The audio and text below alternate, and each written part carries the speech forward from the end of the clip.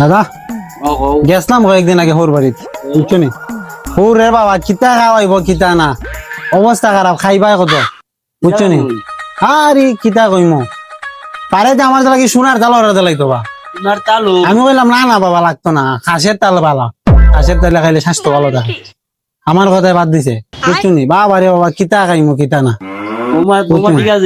আরে ভালো ওই দেখলানি আরেক কাটাস পড়ছে আমার কাকা চোখের সামনে।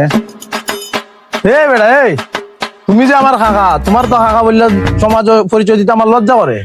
কেন তুমি যে এই যে গেট আপ লইয়া চলো গ্রাম মানুষে বুঝাও হের দ্বারো গফ করো যে আমারে শ্বশুর বাড়িতে গেলে একটা হাই পাই অবস্থা। তুমি যে শ্বশুর বাড়িতে গিয়া তাল মাঝো তোমার বউয়ের কাপড় ধুইয়া দে, হ্যাঁ তোমার বউয়ের কাপড় ধুইয়া দেয়, ওইটা সবাই জানে গ্রামের। এই যে গ্রাম যে রটনা হইতাছে এই রটনায় কি আমরা গায়ে লাগে না? তোর মাথা ঠিক আছে বেটা কিতা করবে তোমরার মতো মানুষের লাগে বুঝছো এই সমাজ নষ্ট হইতাছে। পুরুষ জাতির মানটা কমতাছে।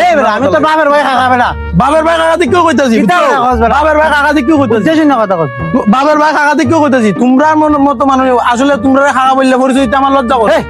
কেন নি আল্লাহ কাটা সমান থাকতে সম্মান দিছি আর কি তা হইমু এই কে আর সুজালার তেলার তুই জীবন তেনা তেনা করো করো ভালো থাকতাছে করো। আরে ভাই ওই আরেক মাল সামনে পড়ছে। এ বেটা এই হ্যালো গুড়িয়া তুই যে এই লাগা রান্ধবিন্দা।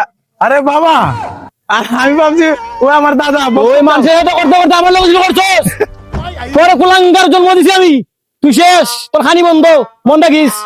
তুই আমার করেন না, তুই আমার করেন না, তোর আমি খোলা বললে স্বীকার করি না, মন রাখিস।